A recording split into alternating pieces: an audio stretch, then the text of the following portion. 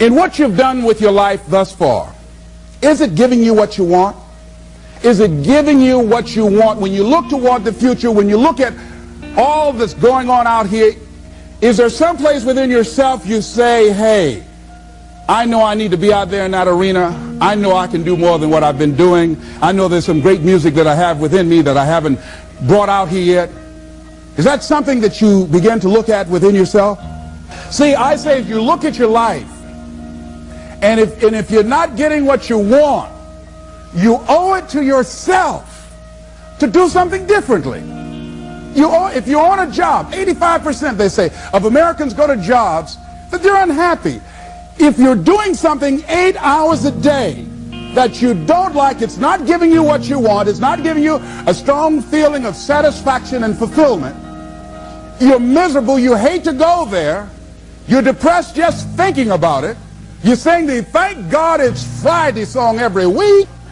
If that's what it is, you owe it to yourself to start strategically working to change directions. See, but you know what most people will do? Most people will resist change. Most people will fight change as if change would be worse than what they're experiencing.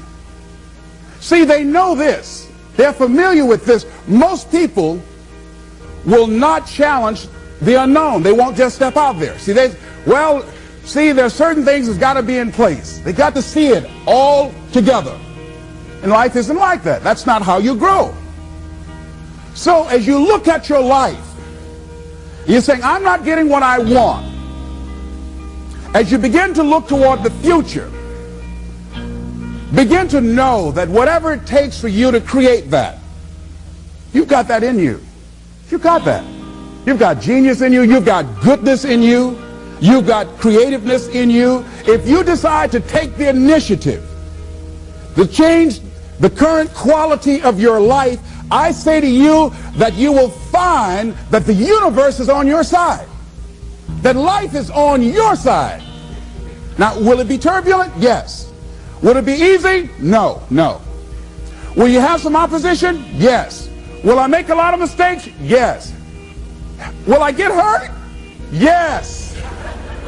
Yes. See, a lot of people won't try anything different in life because they don't want to get hurt. Let me tell you something. It's too much pain to duck. Pain is everywhere. You can hide under here. It will come where you are. It's everywhere. Viktor Frankl calls it unavoidable suffering. You can't duck it.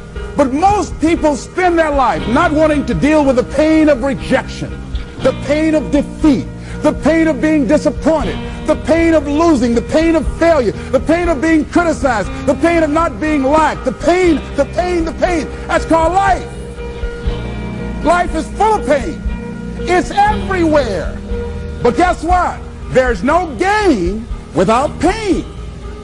Because it's the pain of regret that you experience. If I had it to do over again, that's a pain. Don't you know that's something? When you know, I was in a seminar once and this lady stood up. If I had my life to live over again, she talked about all of the things that she would do. And you can feel the pain of regret in her voice. The pain of regret.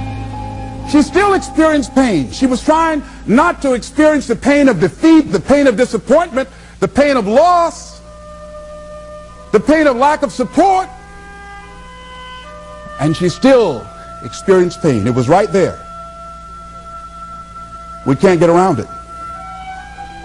Most people are governed by their habits, their fears, and the opinions of others. A lot of people never try anything differently because they have been convinced by people in their lives that they value that they can't do it. They're living within the context of the opinions that other people have of them, the low expectations. Many people doubt themselves because when they thought about doing something at some critical point in their lives, somebody they respected and honored, somebody they believed in, somebody that they loved, someone they trusted said, you can't do that. And they accepted that. As you look at your life, ask yourself the question, What would your life be like? What would your life look like if you decided not to care what people thought of you? What would your life be like if you decided to give up some of your fears? What would your life be like if you decided to become courageous? What would your life be like? If you decided to act on your dream, if you did what you felt in your heart. You know what courageous means? Tom Ruskin and Randy Reed said, they said that courage comes from a French word which means of the heart. But how does it feel to you? He says it's courage, you know, it takes courage to live. Says most people go through life not allowing themselves to step out because they don't want to let go. They don't want to be blown around. They don't want to be moved. The courage to face life's whirling wind of contradictions. The courage to love yourself. The courage to love. For years, I was afraid to love. The courage to take a chance. The courage to be who you are. He says courage isn't for somebody else, for medals, applause, or moral debts. Courage is what at that moment feels most right for you. Not just situational ethics, but what feels right in your heart. The word of the heart. What feels right in your heart. One great philosopher says, cowards die many times before their deaths. The valiant never taste of death but once. What does that mean? The valiant people aren't afraid? No, no, no. It means that they experience that fear and they move forward. They move forward anyhow. Many people are dead now. Many people are allowing their dreams to die. Many people are allowing the ideas to lie dormant and collect dust. Many people have all this talent and ability that they are allowing to be buried inside of them, that they will take with them to their graves because they didn't have the courage to be who they are. And I say, as you begin to look toward the future and manifesting your greatness, it's going to take everything in you, that your life deserves the concentrated effort to begin to look at how is it that I can express more of me? How is it that I can bring my ideas out here now? How is it? And start living with a sense of urgency, because you're here today, you're gone today. Life is unpredictable. It's uncertain. There are no guarantees. No guarantees out here at all. So holding back, what are you waiting on? Ask yourself, what's the benefit of your waiting? What's the benefit of your not living your dream? What's the benefit of not listening to yourself? Oh, please, listen to yourself. You know the feelings. If you start listening to the feelings in your heart, and I'm doing it now more every day, I find that my feelings, I can trust them. And I say to you that as you look toward the future, you look at life on a daily basis, if there's something that you have been given, if you've heard something within yourself that you know that what you're doing now doesn't fit for you, it doesn't work for you, it's not giving you what you want, and there's something else that you want to do, don't allow that inner doubt in you to talk you out of it, to build a case on why you can't have it, to tell you why you're not good enough.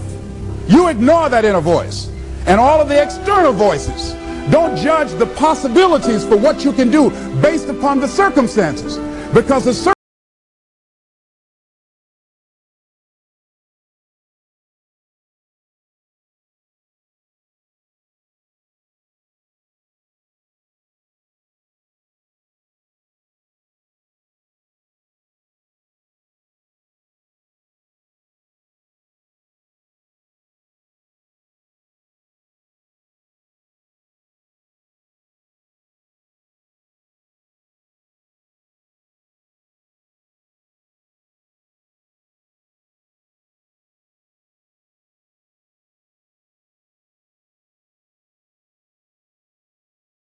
what you learn from life, not losses, but investments of what's possible for you. And I say to you that once you start listening to yourself, and as you begin to act on your dream, as you start just trying to find your way, doing what you can with what you have, you will start seeing things opening up for you. You'll start attracting people. You say, where'd they come from? things will start coming together, clicking for you. You say, whoa, you start brainstorming. Ideas will come out of nowhere as you focus on it. The key to it is to begin to focus on what it is you want to do. Why, Les? Why is that important? Because as you focus on that which you want to do, that which we focus on, that which we give our energy to, it will begin to multiply. It will begin to expand. It will begin to develop your consciousness. And out of that comes your greatness. Out of that comes a commitment. Out of that comes a passion for life. Out of that comes a special power that you have in you that you haven't even called on yet. See, the powers that we have will never reveal themselves if we don't challenge them, if we don't put ourselves in a position where we have to use them. So one of the most important things, I was reading a book that's a really interesting book called Instant Millionaire, and the guy said, put yourself in a position where you can't retreat, where it's do or die, sink or swim. Here's what you'll find out. You'll develop incredible swimming skills. You'll find yourself stroking unlike you've ever seen before. Through the inspiration of desperation, you'll become more creative than ever before. So what is it? How do we handle that whole piece?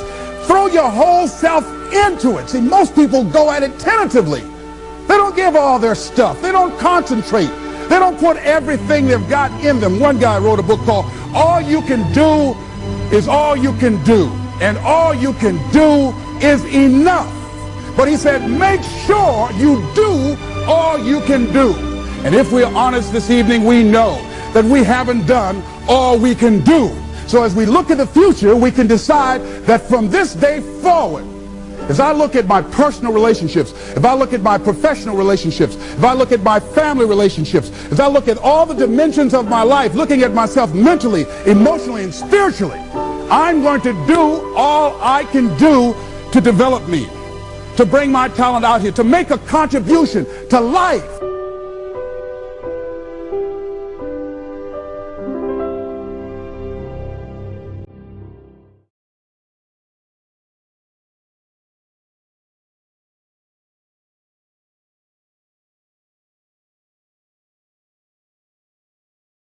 Fail big. You only live once, so do what you feel passionate about. Take chances.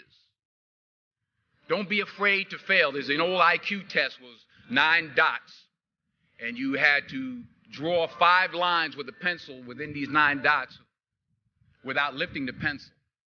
The only way to do it was to go out.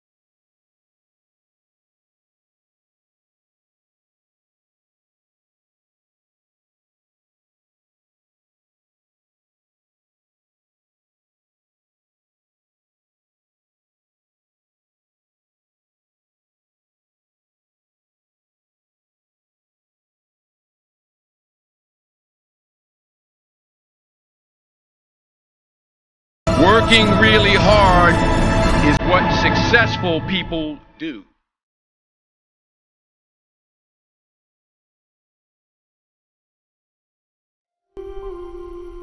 I found that nothing in life is worthwhile unless you take risks. Nothing. There is no passion to be found playing small and settling for a life that's less than the one you're capable of living. I'm sure people have told you to make sure you have something to fall back on. Make sure you got something to fall back on, honey. But I never understood that.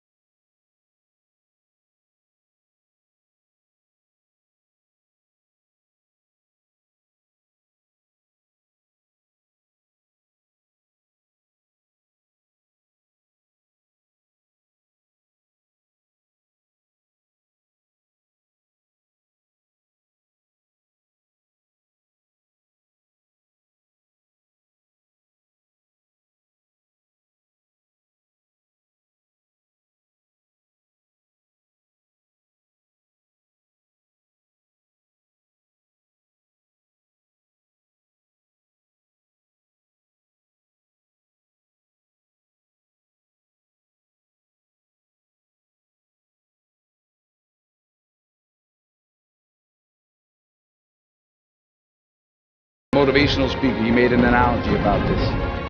He says, imagine you're on your deathbed, and standing around your deathbed are the ghosts representing your unfulfilled potential. The ghost of the ideas you never acted on.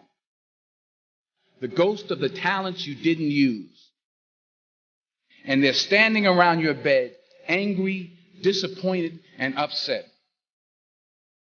They say, we came to you because you could have brought us to life, they say. And now we have to go to the grave together. So I ask you today, how many ghosts are going to be around your bed when your time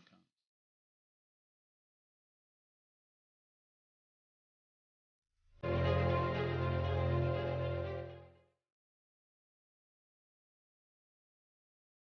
Put God first.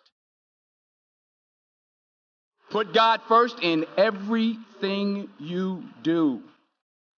Everything that you think you see in me, everything that I've accomplished, everything that you think I have, and I have a few things, everything that I have is by the grace of God. Understand that. It's a gift.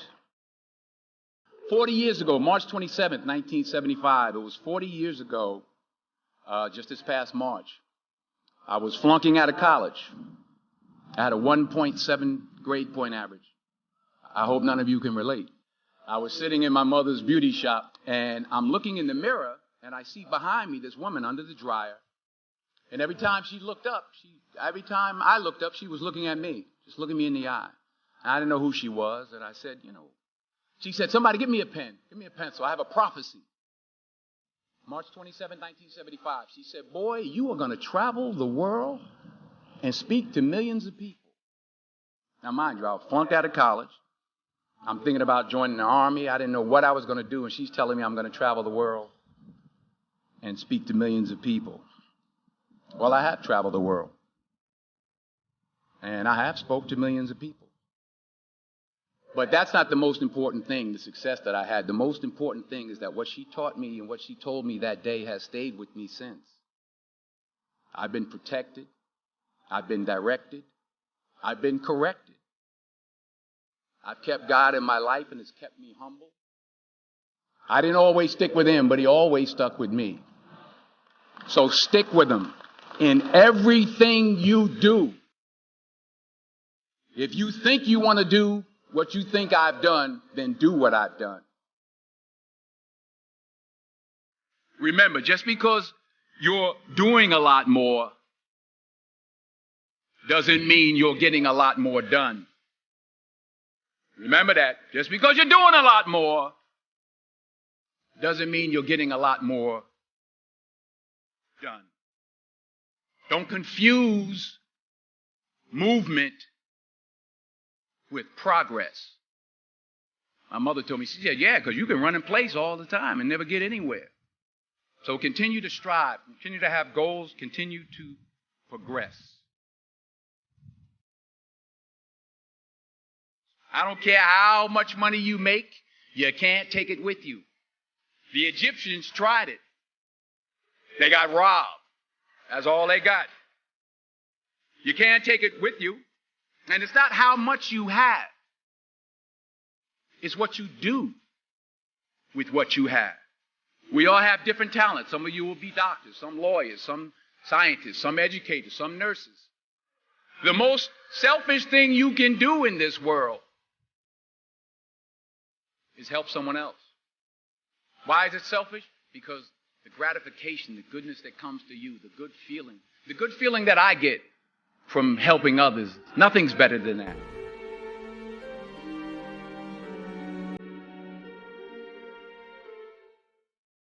Because taking risk is not just about going for a job.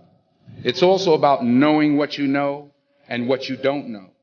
It's about being open to people and to ideas. In the course of the film, the character I played begins to take small steps, small risks. He very, very, very slowly begins to overcome his fears. And I feel ultimately his heart becomes flooded with love. And I can't think of a better message as we send you off today. To not only take risks, but to be open to life, to accept new views, and to be open to new opinions. Because the chances you take, the people you meet, the people you love, the faith that you have, that's what's going to define you. Fall forward. This is what I mean. Reggie Jackson struck out 2,600 times in his career, the most in the history of baseball. But you don't hear about the strikeouts. People remember the home runs. Fall forward. Thomas Edison conducted 1,000 failed experiments. Did you know that? I didn't know that. Because the 1,001st was the light bulb. Fall forward.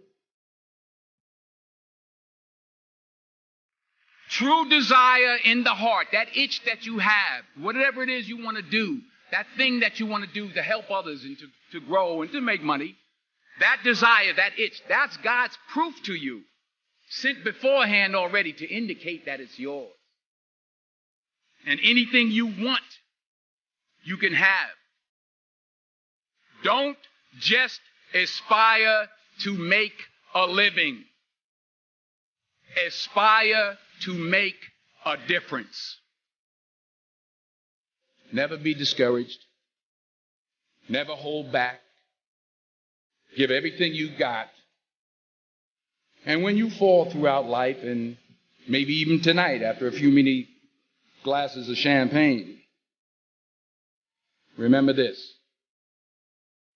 Fall forward.